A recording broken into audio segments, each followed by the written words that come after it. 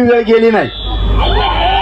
मागण्याची अंमलबजावणी करा आणि मराठ्यांचे पोरं जे मुंबईत येणार आहेत हे उगाच जमलेत 5000पेक्षा जास्त म्हणून काठी हाणायची नाही.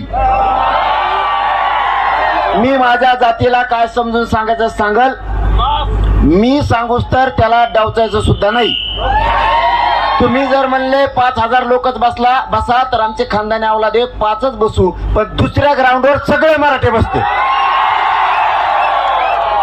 तुम्ही आम्हाला नाकारू शकत नाही. म्हणून तुमच्या जीवावरती नाशिक आणि पुणे जिल्हा यांनी गेल्या वेळेस आमच्यावर लय उपकार केले गरीब मराठ्यावर. तुम्ही एवढी सुद्धा आम्हाला आठवण येऊ दिली नाही, एवढी सुद्धा लेकरा बाळ कधी उपाशी राहू दिले नाहीत.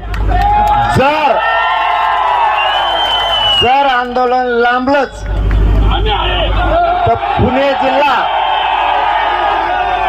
आणि नाशिक जिल्हा तुमच्या दोघांकडे बी रेल्वे आहेत.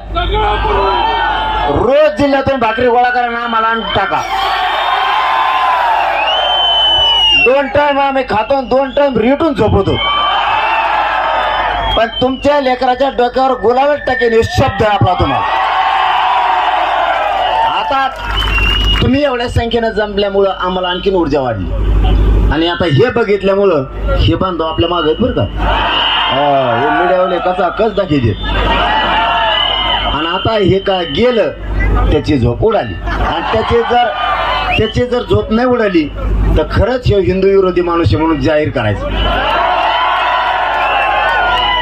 आता त्यांनी जागा होणं गरजेचं आहे. नारायणगावतून शेवटचा शब्द वापरतो आणि विनंती करतो, फडणवीस साहेब, मुख्यमंत्री साहेब, तुमच्या हातातून आणखी वेळ गेली नाही. मराठ्यांचा सन्मान करा, मराठ्यांच्या सगळ्या मागण्याची अंमलबजावणी करा, मराठ्यांचा अपमान करू नका.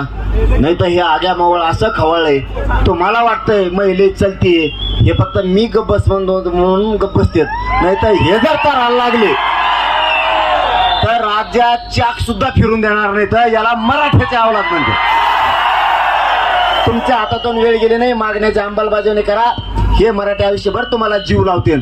पण जर अपमान आता केला आणि पोराला मुंबईत त्रास दिला तर पुणे जिल्हा नारायण गावावरून नगरीवरूनच तुम्ही ओळखून घ्या पुणे जिल्ह्यात आणि महाराष्ट्रात काय होऊ शकतं. धन्यवाद. जय शिवराय.